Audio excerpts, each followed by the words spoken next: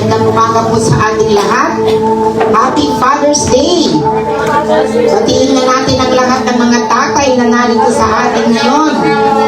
Happy Father's Day!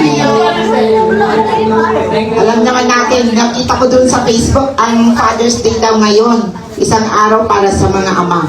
Pero lahat ng natitirang araw para na sa nanay. Kaya samantalayin ninyo ng mga tatay, ngayong araw, ito po ang special na araw para sa inyo. Kasi yung remaining na 364 days ay para sa mothers. Amen? Kaya ngayon, kung hindi nyo pa nababati ang inyong mga tatay, ang mga lolo, meron pa kayong pagkakataon na ipadama, ipakita ang pasasalamat, ang pagmamahal sa ating mga ama. Alam naman natin mga kailaw na palagi kong sinasabi na I am very blessed every time na nakikita ko ang mga tatay na nandito at kasama natin na nagpupuri. Kasi hindi lahat ng tatay ay nandito, di ba? Napakahirap pag ang tatay natin yun yung hindi natin maakay, hindi natin makasama sa pagpupuri sa ating Panginoon. Pero alam niyo ba na napakalaki ng responsibilidad ng isang tatay? Ang tatay ay sinasabi natin na haligi ng tahanan. Siya ang ating sandigan. Siya yung taga-trabaho, taga-hanap ng ating ikabubuhay. Siya yung ating pinagkukunan ng lakas. Kaya ang tatay, kailangan yan, pinapakita nila na sila ay matatag. Amen? Hindi natin nakikita na yung mga tatay ay umiiyak. Kahit na maraming problema, kahit na sila'y nahihirapan, hindi nila ito pinapakita, lalong-lalo na sa inyong mga anak. Kaya ang pagiging tatay ay hindi lang basta-basta. Ito ay napakalaking responsibilidad sa isang pamilya, lalong-lalo na sa harapan ng ating Panginoon. Amen? Minsan nakikita natin sila na hindi umimik. Karamihan sa mga tatay tahimik. Amen? Hindi natin sila nakikita palagi na nagjo-joke. Kasi medyo seryoso sila sa buhay. Kung ang nanay, minsan palangiti, minsan naman ay nagagalit, ang tatay parang yung kanilang emosyon ay pare-pareho, di ba? Parang, anong tawag doon? Nonchalant sila. Na kahit na masayang-masaya sila, hindi pa rin nila pinapakita. Pag may problema, ganun pa rin. Hindi natin minsan nakikita kung anong emosyon na gusto nilang ipahiwatig sa atin. Pero ang sabi ko nga, ang tatay ay napakalaking responsibilidad yan. Dahil sa iyo nakasalalay kung ano ang mangyayari sa buhay ng iyong mga anak. Yung testimony kanina ni Brother Romar na silang magkapatid ay mag-graduate na, may laude pa silang karangalan na matatanggap. Alam niyo yan ay bunga ng mga panalangin ng iyong ama. Amen? Hindi man natin sila araw-araw na nakikita na pinapakita sa inyo kung gaano kayo kahalaga, kung gaano kayo kaimportante sa kanila. Pero ang tatay sa kaibuturan ng kanilang mga puso, ang unang-una nilang naiisip ay ang kanilang mga anak. Mahal na mahal tayo ng ating mga tatay. So sa araw na ito, sabi ko nga, iparamdam natin, ipakita natin sa kanila kung gaano tayo nagpapasalamat, kung gaano natin minamahal ang ating mga tatay. Hindi lang sa kanilang mga sakripisyo, kundi sa pagmamahal, sa pag-aaruga, sa pagkalinga na patuloy nilang ibinibigay sa atin. Makikita natin ang ating topic sa umagang ito ay nakabuod din doon sa buhay ng isang tatay.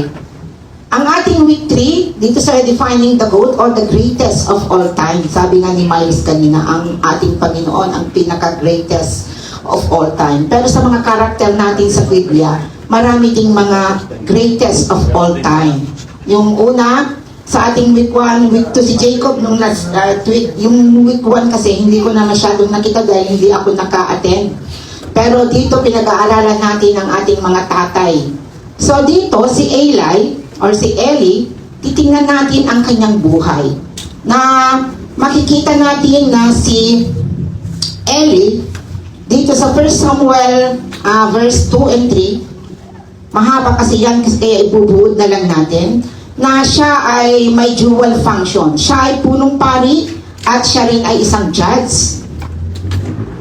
Dito na tayo sa week 3, anak. Dalawa yung kanyang function o yung kanyang duty nung panahon, nung unang panahon. Isa siyang punong pari at isa siyang hukom sa Israel. Sa matagal na panahon na kanyang paglilingkod, nakita ng mga tao na siya ay tapat, mabuti ang kanyang serbisyo, nagagawa niya ng tama ang lahat ng kanyang ginagawa. Pero meron siyang nakaligtaan. Meron siyang bagay na nakalimutan na yun ang pinaka-importante sa lahat, ang kanyang pamilya. Amen. Palagi kong sinasabi mga kailaw sa lahat ng mga manggagawa, sa lahat ng mga leaders, na kailangan ang ating unang ministry ay ang ating mga pamilya. Huwag nating gawin na rason ang ating paglilingkod sa ating Panginoon upang sa ganon ay hindi natin magawa ng mabuti ang ating responsibilidad sa loob ng tahanan. Lalong-lalo na ang ating mga kabataan, hindi lang ang tatay. Minsan kasi ginagawa nating excuse yung service, yung practice, sasabihin, at the practice ni tatay, hindi ko magagawa yan. Ay, manuna, at dalos ka man pa, tulungan mo nga muna si nanay, tulungan mo si tatay. Ay, hindi po, 7 o'clock po ang call time namin sa church. Kapag ginagawa po nating rason ang ating paglilingkod sa Panginoon, nabibless kaya ang ating mga tatay? Nabibless kaya ang ating mga nanay? Yun yung nakaligtaan ni Eli. Nabagkus siya'y tapat, ginagawa niyang tama ang pagiging hukom, ang kanyang pagiging punong pari, meron siyang nakaligtaan na isang napaka-importante, napakahalagang bagay yun doon sa loob ng kanyang tahanan.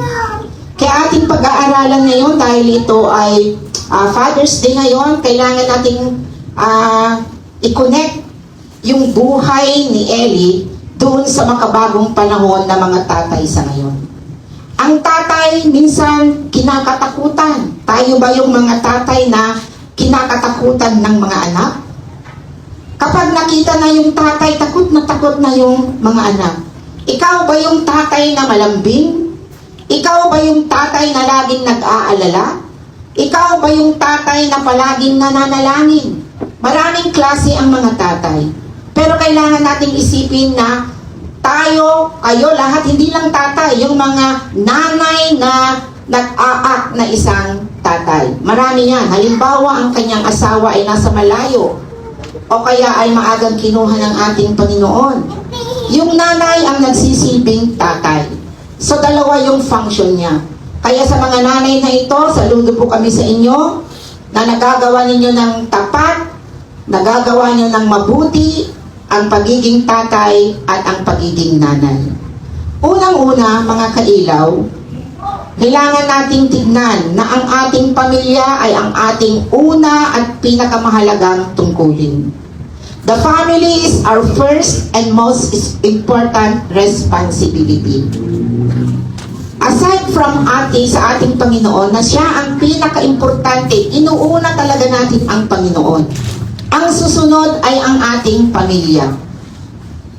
Huwag nating kaligtaan, huwag nating kalimutan na ang pamilya ang pinakamahalaga, pinaka-importante na ministry. Sino ba ang magmamalasakit sa inyo? Kapag may problema tayo, hindi tayo natutulungan ng mga kaibigan. Pansumandali, sandali na lamang yan. Ang nanay, ang tatay, ang mga kapatid, siya ang tunay na nagmamahal at nagmamalasakit sa atin. Walang iba. Kung nagagalit ang nanay, nagagalit siya dahil mahal niya tayo. Magtaka kayo kung ang nanay, ang tatay ay hindi na nagagalit sa inyo dahil hindi na niya kayo mahal. Amen? Kaya siya nagagalit dahil siya nag-aalala, dahil alam niya na mali ang iyong ginagawa, kaya kailangan pakinggan natin ang ating mga tatay, ang ating mga nanay. Ang pamilya ang iyong unang pinakamahalagang tungkulin.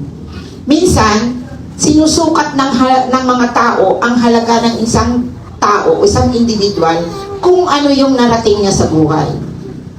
Kung ikaw ay may mataas na posisyon, kung ikaw ay mayaman, kung ikaw ay makapangyarihan, iba yung tingin ng tao sa iyo, lalong-lalo na sa mga tatay. Amen? Numayor ka, ikaw ang manager sa opisina, nakikita nila very successful ka. Nakikita nila lahat ng iyong ginagawa ay makabuluhan. Iba yung pedestal na natingin ng tao sa iyo sa labas. Pero kapag tinignan natin sa loob ng bahay, doon natin makikita kung matagumpay ba or talagang successful ang buhay ng isang tatay. Sa buhay ni Eli, nakita natin na siya ay isang matapat na punong pari at hukom. Pero nabigo siya doon sa kanyang dalawang anak. Dahil alam niya na merong mga kasalanan, may mga hindi magandang nangyayari sa kanyang mga anak, pero hindi niya ito pinigilan. Ang sabi doon, parang malambot lang daw yung kanyang boses. Hindi siya firm sa pagsawatak sa kanyang mga anak. Kung alam natin na mali ang ginagawa ng ating mga anak, kung mahal natin sila, kailangan natin silang paalalahanan. Ang iyong tunay na tawag at responsibilidad ay ang pamumuno at makabuluhan ang iyong sariling pamilya. Maging makabuluhan ang iyong posisyon sa iyong pamilya. Ito yung tinatawag na pamumunog may paglilingkod. Bilang isang tatay, bilang pinuno sa isang pamilya, ikaw yung tinitignan nila. Kung hindi mo pinakikialaman o hindi ka gumagawa ng tamang desisyon sa buhay ng iyong mga anak, kapag napariwara sila, kapag namali ang landas nila, sinong unang sisisihin? Kailangan ang tatay, siya ang maging guide, siya ang maging gabay, siya ang nagbibigay ng tamang direksyon sa kanilang mga anak. Yun yung unang-unang responsibilidad ng isang tatay. Tulad ng ipinakita ni Jesus sa atin, ipinakita niya na yung pagmamahal niya sa atin ay hindi magmamali. Meron tayong mga kamalian, amen? Marami tayong pagkakamali, pero minahal pa rin tayo ng lubos ng ating Panginoong Jesus. Ganoon ang isang tatay. Mahal niya tayo, oo. Ginagawa niya ang lahat upang mapabuti ang ating mga buhay. Pero yung sinasabi natin na spoiled, sino ang nag-i-spoiled sa kanilang mga anak? Alam niyo ba kung anong ibig sabihin ng spoiled? Rotten, sira. Di ba kapag spoiled yung pagkain, kinakain pa ba natin? Hindi na. Dahil spoiled na yan, sira na yan. Kapag sinabi mo na yung bata ay ni-spoiled ninyo, hindi yan tunay na pagmamahal. Kailangan kung ano yung mali na ginagawa ng bata habang bata pa sila, sawatain na natin. Dahil mas mahirap na disiplinahin ang isang bata kapag malaki na siya. Amen? Alam niyo noong ako'y nagtuturo pa, merong mga nanay na sinasabi na, Apo, nagita anak ko, grade 3 dan, di dapat makasakto. Di pagtigos da. Pumanaw dalang tayo iba, balbalimin nga, di dapat nga nilubot, tinagigdaan da. At dapat yung bingmin at itugtibuok na, kung nanay Giinang, bakit di mo pagupitan? Kasi lalaki yan. Ano nga kaya tagpapukis, ma'am? Sino nga tati aking basol? Amo nga tayo ubingan nga dati ka dati tugtibuok na. Amen, nakukuha niyo yung point ko? Kasi ikaw na tatay, ikaw na nanay, ay hinayaan mo na akala niya yun yung tama.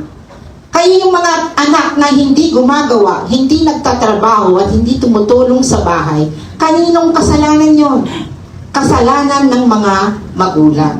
Dahil bata pa lamang, hindi na nila sinawata o hindi nila tinulungan kung paano tumulong sa loob ng bahay. Kaya habang maaga, bilang tatay, bilang nanay, kailangan ikaw na ang mag-guide. Sabihin mo kung ano ang nararapat. Kung ano ang ginagawa nila araw-araw, nagiging habit nila yan. Lalo na ipangpangit mo kanya, nata na anak ko talaga nga nagsukir. Tangkin ti ulo na. Alam niyo yung bata naririnig niya yan. Sa child psychology kasi yan, amo na gaya ni nanang ko, natangkin ti ulo. Diba? Accepted. Pero pag hindi, pag sinawatan na, nurumbar, girum na, nga hanpay na nakupin, di pagkita na, kupin nga muna, bago ko pumanaw. Diba? Gagawin niya yun. Data na din nanganam. Kalungkunam, ipamudjay, ayang ti, sing, hinyan nila babo. Ikaw yung magdidictate, ikaw yung magsasabi sa kanya kung ano yung mga bagay na dapat niyang gawin. Kasi kapag hindi mo sinabi, saan niya makukuha yun? Nore, ba't hanak aglukot ti pagita? Okay lang magki ni mama. Nore, hanak agsakdo, hanak agdigdigos, no, nagsakdo ni mama, di ba? Pero ngayon, yung mga bata, sabi ko nga, habang maaga pa, turuan natin ang mga bata kung ano ang makakabuti para sa kanila. Walang tatay, walang nanay na gusto na mapariwara ang kanyang mga anak. Walang tatay na gusto ng hindi maganda para sa kanyang anak. Lahat ng iniisip natin, lahat ng ginagawa natin ay para sa ating mga anak.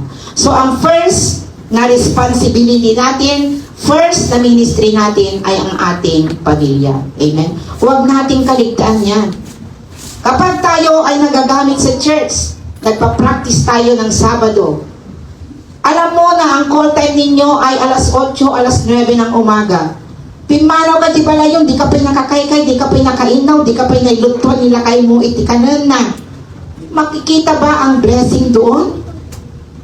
Gawin natin kung ano ang responsibilidad natin sa loob ng bahay bago natin ipakita sa ibang tao na tayo ay ginagamit ng ating Panginoon. Amen? Gagamitin tayo ng ating Panginoon una sa loob ng ating mga tahanan. Paano natin sila maaakay? Paano natin sila makukumbinsi na sumama sa atin na magpuri sa ating Panginoon kung hindi naman nakikita sa ating mga gawa? Kung hindi naman sila nabibless sa ating mga ginagawa. Amen? Napakabait mo nga, linggo-linggo, nandito tayo sa church. Pero sa loob ng bahay, hindi ka mautusan ng nanay. Palagi kayong nag-aaway ng iyong asawa. Palagi kayong nagsisigawan. Pagdating sa church, napakababait natin. Paglabas sa church, balik ulit sa dati. Amen? So kailangan makita mga kailaw ang ating pagmamahal sa ating Diyos sa pamamagitan ng ating mga ginagawa sa loob mismo ng ating bahay.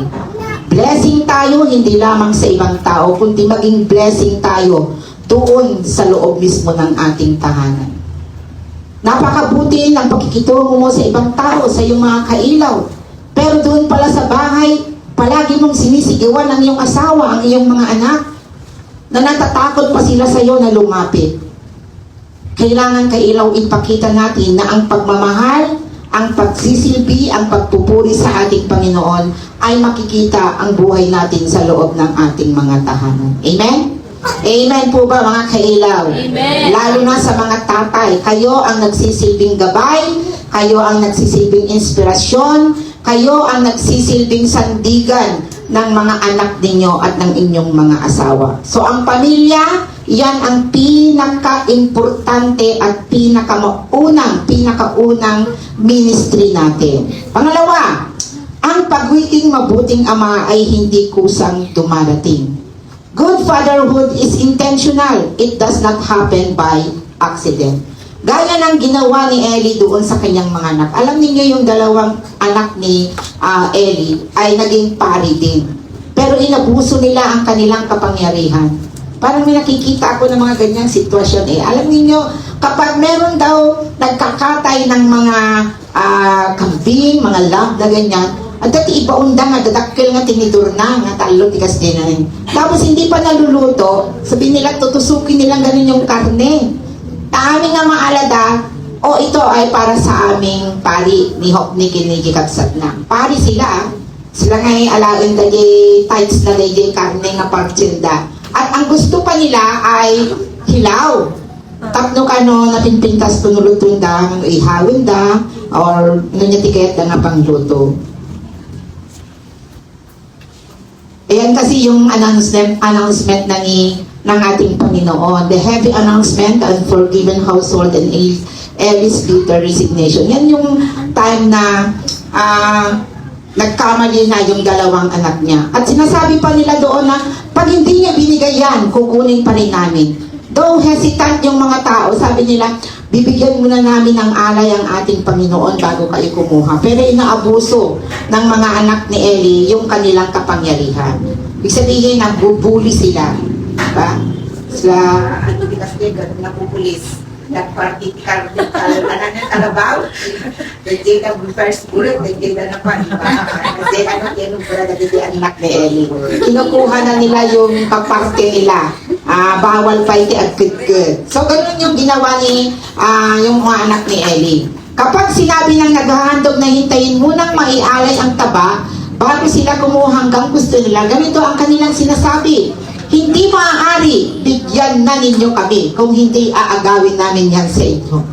Nung binabasa ko yan, parang sabi ko, meron palang mga ganyan nung unang panahon, hindi lang pala ngayon, na pandaalain na dadagparty ka, ito, ipupami, nanyo nga ito, sa amin na yan. So, ganyan yung ginawa ng mga anak ni Ellie. Sa 17, tingnan natin anak yung susunod. Malaking pagkakasala ang ginagawa na lang ito sapagkat ito'y paglapastangan sa handog kay Yahweh. Yan yung mga kinakatay nila ay ihahandog nila sa ating Panginoon. Pero hindi pa man nila na ihahandog. Andun na yung mga alalay niya. Talagang kukunin na nila yung mga parte nila. So, inabuso ng mga anak ni Eli yung kanilang kapangyarihan.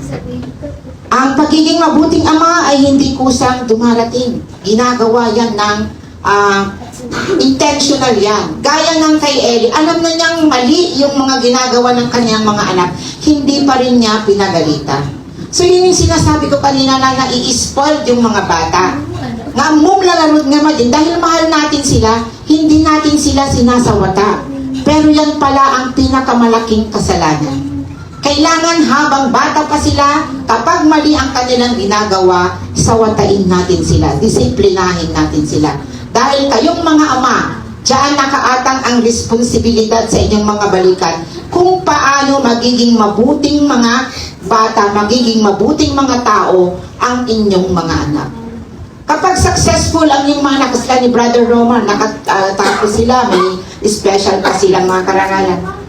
Sasabihin nila mga ni Romar, di ba? Ay, anak ni Castilla, di ba? Naglain. Very proud ang mga tatay. Pero kapag may kasalanan, naging kahiya-hiya yung ginawa mo, sino rin yung unang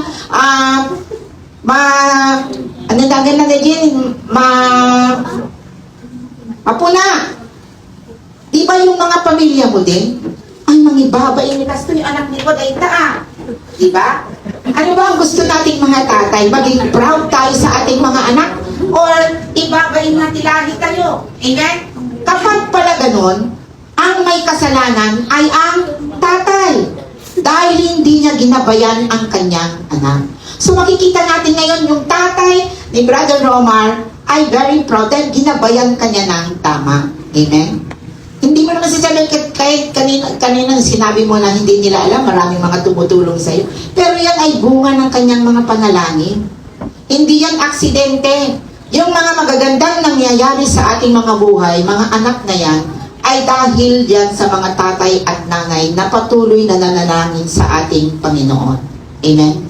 Kaya may maganda kang buhay, kaya nga maganda ang iyong kalusugan, maganda ang nangyayari sa iyong buhay dahil yan nasa patuloy kang ipinapanalangin ng iyong mga mahal na magulang. Amen?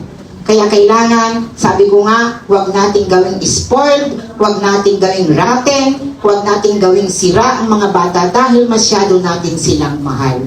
Ngayon pa lamang kapag nakikita natin na hindi na tama ang nangyayari, yung mga ginagawa ng ating mga anak, kailangan ngayon pa lang ay sawatain na natin sila. Mahirap man, hindi man komportable sa kanila, pero yun ay para sa kanilang kabutihan at para sa kanilang kapakanan. Amen? Hindi yan kumakusang dumarating. Maraming step yan, maraming proseso, maraming pinagdaanan yan, na hindi lang basta na, ay, nag-graduate na sila, may maganda na silang trabaho. Hindi bigla yun, hindi magic na isang pitik lang ng daliri ay bigla nang nangyari yung maganda. Hindi mga kailaw. Merong mga proseso na pinagdaanan yan.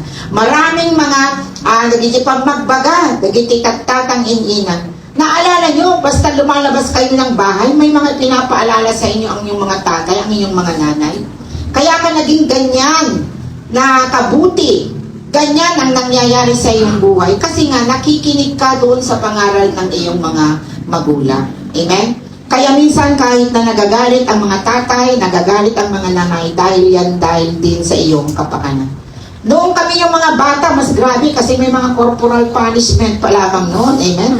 Alam ko, marami sa atin nakatikim ng mga kurot, nagdadaktalan na baot. Noong bata kami, dahil pito kami magkakapatid, doon sa likod ng pintuan, merong stick na ganyan kakapal at mahaba.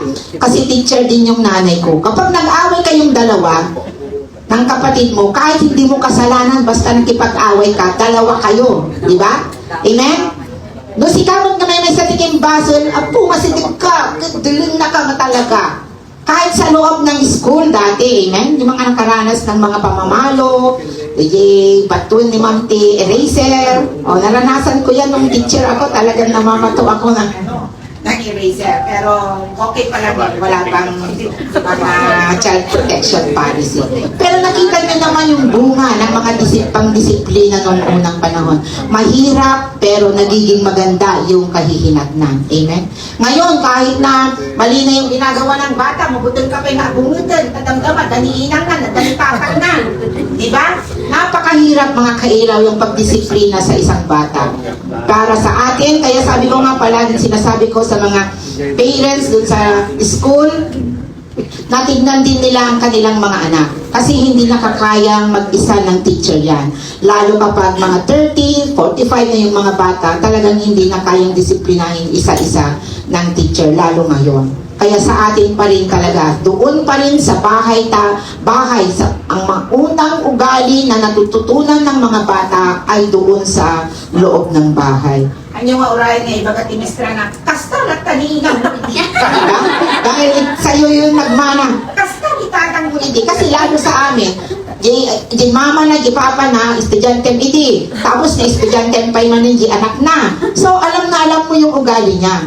Kaya sabi nga nila, ang ugaling na talitatang mo, di ba? Ang ugaling hinang mo, kasi namalmanang kiniinang mo. Alam niya ni Brother Sonner, yung mga teachers, ganyan yung mga dialogue nila. Amen? Kaya talaga, yung kung ano yung anak mo, ano ang unang sinisisi. Kapag mali yung mga ginagawa nila, kapag hindi sila nagdisiplina sa school, unang-una talaga, nadadama yung nanay at saka tatay.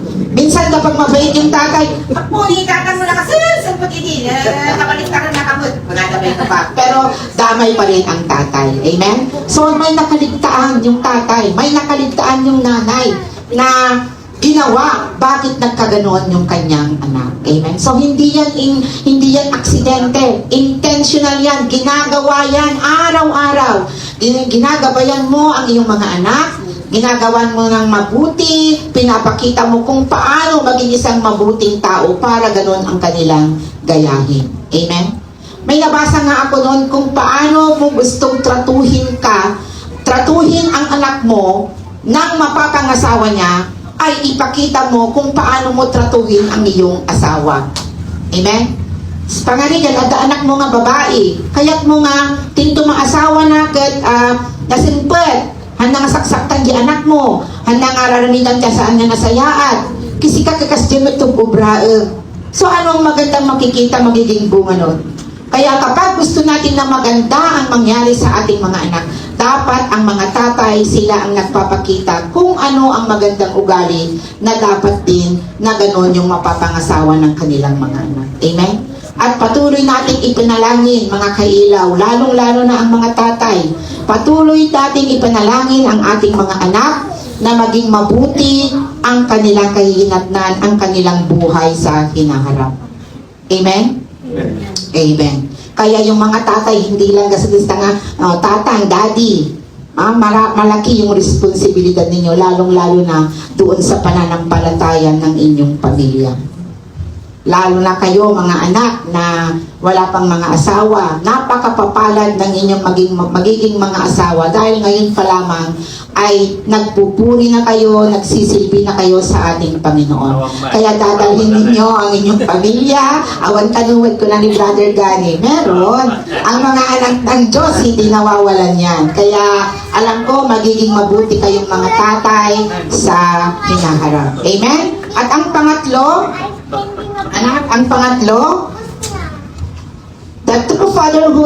sacrificial, not just authoritative.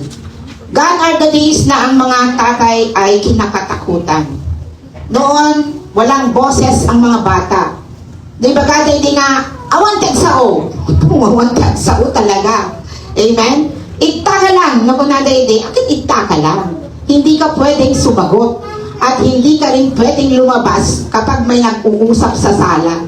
Han ka nga pwede pa nga magnagiting ngata. Maraming bawal noon. Pero pag nakikita ko, parang maganda yung disiplina dati. Kaya lamang, medyo mali lang yung kanilang pamamaraan. Hindi ito authoritative. Ang true fatherhood is sacrificial. Ipinapakita yan. Nagsasacrifice ang mga tatay. Ipinapakita nila kung paano sila yung nagiging modelo. Lalong-lalo na kapag may anak kayong mga lalaki, kailangan kayo ang iniidolo nila. Kailangan tinitignan nila kung ano yung magaganda na ginagawa ninyo sa buhay para yun yung gayahin nila kapag sila naman ay nagkaroon na ng sariling pamilya. Amen? Ang tatay, sabi nila noon, nunalaing nga uminom ti tatang, nunalaing at sigarilyo ti tatang, umala di anak. Pero praise God, yung anak naming binata, hindi naman siya umiinom, hindi rin naninigarilyo. Bakit? Dahil sa grasya ng ating Panginoon. Amen? Bunga yan ang ating panalangin para sa ating Panginoon. Pero hindi ko naman sinasabi na umiinom pa rin si Brother Gani. Wala na yon, tinanggal na ng ating Panginoon. Lahat ng mga bisyo, lahat ng pag-iinom, lahat ng mga paninigarilyo na yan ay tinanggal na ng ating Panginoon. Amen? So para sa atin, ang mga tatay, sabi ko nga, maging magandang halimbawa tayo na hindi tayo nagiging authoritative sa ating pamilya. Hindi porket sinasabi natin na kayo ang haligi, siyak ti masurot, siyak ti patang, awan tek sasao. Yung lolo ko dati, no, sa uni ni Daydiin ng mga bakit, hanggang sao.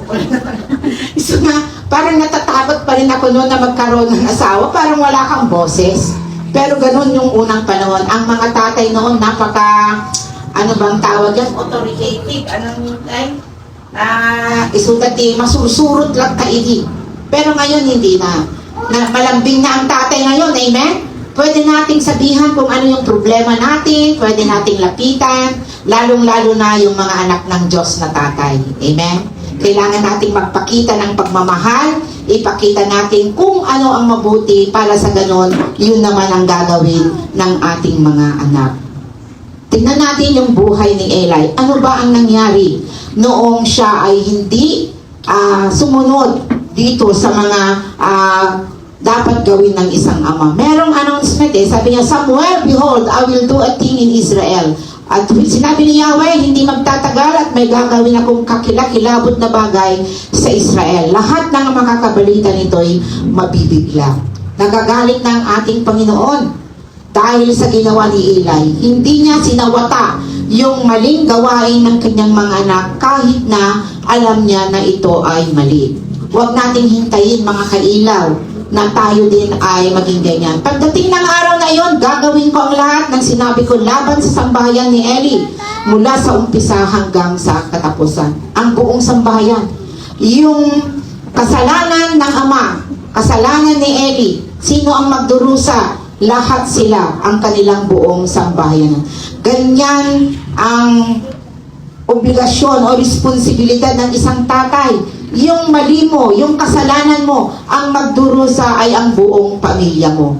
Kaya makikita natin dito, sabihin mo sa kanya na habang panahon kong paparusahan ang kanyang sambahayan, sapagkat hinayaan niyang lapastanganin ako ng kanyang mga anak, ni hindi man lamang niya pinahinto ang mga ito. Diba? Nakikita ng ating Panginoon. Hindi niya pinahinto. Kinausap niya yung kanyang dalawang anak, pero hindi niya pinigilan. Iba yung pipigilan mo doon sa kausapin mo lang. Hindi siya firm sa kanyang desisyon. Kaya nagagalit ang ating Panginoon. Paparusahan niya yung kanyang buong sambahayan. Nakita natin dito na merong digmaan. Yan yung kaban ng ating Panginoon. Inagaw nila yan doon sa dalawang anak ni Eli. At sila ay namatay. Namatay yung dalawang anak ni Eli. At nung sinabi ni Benjamin, siya na yung reporter siya yung nag-report kay Eli. Ang sabi niya, ano na ang nangyayari? Ang sabi ni Benjamin, nakuha nila yung kaban ng ating Panginoon at namatay ang iyong dalawang anak. So nakita natin mga kailaw, ano yung kahihinatnan nung dalawang anak ni Eli na hindi sumunod sa kagustuhan ng ating Panginoon. Nakuha ng mga Filisteo ang kaban ng Diyos at kanilang pinatay ang dalawang anak ni Eli na sina Hofni at Phinehas. So wala nang shield of protection yung mga anak ni Eli kahit nagsilbi siya ng tapat sa ating Panginoon dahil nga sa ginawa nilang kasalanan at hindi ito pinigilan ni Eli. Nang araw rin iyon, isang Benjaminita ang patakbong dumating sa Shilo mula sa labanan bilang tanda ng kalungkutan. Pinunit niya ang kanyang damit at nilagyan niya ng lupa ang kanyang ulo. Si Eli ay nakaupo noon at sa kanyang upuan sa tabing daan, nakatanaw sa malayo at naghihintay ng balita. Nag-aalala siya dahil sa kaban ng Diyos at nang ibalita ng Benjaminita ang nangyari, nag-iyakan ang lahat ng tagalunsod ng Shilo. Matanda na kasi si Eli dyan, hindi na siya masyadong nakakagalaw. Narinig ito ni Eli, tinanong niya, bakit nag-iiyakan ang mga tao? Lumapit kay Eli ang Benjaminita at ibinalita ang nangyari. Noon ay siyang 18 taon na si Eli at hindi na siya nakakakita. So 98 years old na siya. Sinabi ng Benjaminita kay Eli, ako po'y galing sa labanan. Mabuti na lang po at nakatakas ako. Kumusta naman ang labanan, anak? Tanong ni Eli. Sumagot ang lalaki, natalo po ang mga Israelita at napakarami pong namatay. Kabilang ang inyong mga anak na si Hofni at Phinehas at ang kaban ng Diyos ay kanilang inagaw. Nakita po natin yung consequence ng kasalanan ng isang tao. Ang tatay nila, si Eli. Amen? Hindi niya nagawa ng tama ang kagustuhan ng ating Panginoon. Ano ang nangyari sa kanya? Tingnan natin. Nang marinig ni Eli ang tungkol sa kaban ng Diyos, siya ay nabuwal sa may pintuan. Nabali ang kanyang leeg sapagkat siya ay mabigat at matanda na. Namatay si Eli pagkatapos ng 40 taong pamamahala sa Israel. Napakalungkot ng nangyari kay Eli, mga kailaw, dahil lamang sa kanyang kasalanan na hindi pagsawata doon sa kasalanan ng kanyang mga anak, pati siya ay namatay sa isang kalumal-tumal na paraan. Amen? Nawalan ng silbi ang kanyang matagal na pagsisilbi sa ating Panginoon, pamumuno sa Israel. 40 years siyang namahala sa Israel, napakatagal na panahon. Pero nawalang saysay lahat yan dahil sa hindi niya pagdisiplina ng tama sa kanyang mga anak. Amen? Wala na. So makikita natin, mga kailaw, kung gaano kahalaga, gaano kaimportante ang buhay, ang papel ng isang ama sa sambahayanan. Amen? Nakasalalay sa inyo kung paano magtatagumpay, magiging mabuti ang kahihinatnan ng iyong buong pamilya. Huwag nating iasa sa inyong mga asawa, sa inyong mga anak, kundi sa inyong balikat na kasalalay ang responsibilidad upang maging maganda, upang maging mabuti, maging maginhawa, matiwasay ang buhay ng inyong sambayanan. Amen? So ngayon, mga kailaw, mga tatay, alam ko na lahat tayo ay pinapakita natin kung gaano natin kamahal, gaano tayo karesponsable sa ating mga anak, sa ating buong pamilya. Ginagawa ninyong lahat ang pagsasakripisyo upang mapabuti yung buhay ng inyong pamilya. Amen? So sa inyong mga tatay, Happy Father's Day. Nawa ang buhay ni Eli ay magsilbing aral na kung ano man yung kanyang nagawa ay iwasan natin at huwag pamarisan, bagkus gawin natin kung ano ang responsibilidad na iniatang ng ating mahal na Panginoon sa inyong mga tatay na sinasabi natin na haligi ng tahanan. Amen?